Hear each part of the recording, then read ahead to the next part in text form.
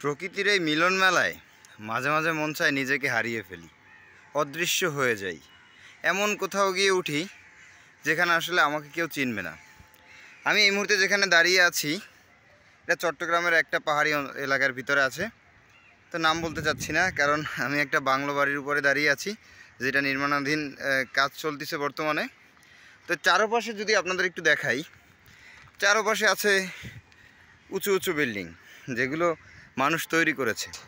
বলতে পারেন ভাই এটা তৈরি করেছে, এটা আর বলার কি আছে? এখানে বলার তো কিছু নাই। মানুষ থাকার জন্য বড় বড় বাড়ি নির্মাণ করবেই, এটা স্বাভাবিক। আর তাদের টাকা আছে তাই করছে। আপনার কথা যুক্তিযুক্ত।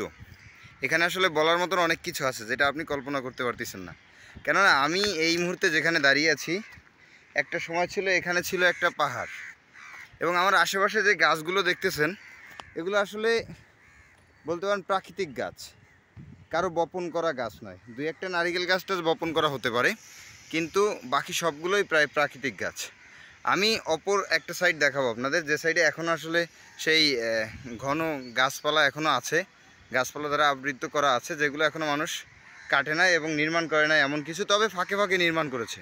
কিন্তু এই যে বিল্ডিংগুলো দেখতে পাচ্ছেন এগুলো সবই আসলে পাহাড় কেটে আমরা মানুষেরা নিজেদের আবাসস্থলে পরিণত করেছি। ফলে বর্তমানে আমাদের যে প্রেক্ষাপট, আমাদের বর্তমানে আবহাওয়া যে আমাদের নিয়ন্ত্রণের বাইরে, অনেক সময় অতিবৃষ্টি, অনাবৃষ্টি, খরা দেখা দেয়। এগুলোর অন্যতম কারণ হচ্ছে এই পাহাড়। পাহাড় সম্পর্কে যদি আপনাদের একটু বলে রাখি, যে পাহাড় সম্পর্কে মুসলিম উম্মাহ কুরআন এবং সুন্নাহ মোতাবেক আল্লাহর হুকুম অনুযায়ী আসলে পাহাড়টা তখন নির্মাণ করা হয়েছিল যখন আসলে পৃথিবী, যখন আল্লাহ রাব্বুল আলামিন সৃষ্টি করেছেন, তারপরে যখন পৃথিবী আসলে নড়তে ছিল, এদিকে ওদিকে নিয়ন্ত্রণে ছিল না, তখন আল্লাহ রাব্বুল আলামিন আসলে এই পাহাড়গুলোরে প্যারেক হিসাবে তৈরি করেছিলেন। ওই যে ওই পাশে আপনারা যে অংশটা দেখতে পাচ্ছেন, ওই যে সবুজ গাছপালা দেখা যায়, আসলে ওই জায়গাটা এখনও পাহাড় আছে। ভিতরে যদিও দুই একটা ইমারত তৈরি হয়েছে, তবে বেশি হয় নাই। ওই পাহাড়ের চিহ্ন এখনও ওখানে গেলে দেখা যাবে। কিন্তু আমি এই যেখানে দাঁড়িয়ে আছি এর চারোপাশে যত দেখতে পাচ্ছেন সব কিছুই আসলে পাহাড় কেটেই নির্মাণ করা হয়েছে। এখানে এই যে একটা গাছ দেখতে পাচ্ছেন, এই গাছটা আসলে কিন্তু এখানে লাগানো কোনো গাছ নয়, অর্থাৎ বপন করা কোনো গাছ নয়, এটা হচ্ছে প্রাকৃতিক গাছ। ঠিক তেমনিভাবে এখানে সব কিছুতেই গাছে আসলে পরিপক্ক ছিল। আমি নিচের অংশটা যদি আপনাদের একটু দেখাতে চাই, যে এই যে নিচে দেখেন এখন কাজ চলতেছে, এই যে পাহাড়ের ঢাল কেটে নেওয়া হয়েছে সেটা আসলে দেখে বোঝা যায়। এবং এখানে মাটিটা কিন্তু অন্য সব জায়গার মতন ওই রকম মাটি না, এখানে মাটিটা আসলে লাল মাটি, কারণ পাহাড়ের মাটি তো সেই জন্য। তো আমরা আসলে মানুষ জাত এমনই যে আমরা আসলে নিজেদের আবাসস্থলে পরিণত করার জন্য অসংখ্য প্রাণী মেরে ফেলেছি।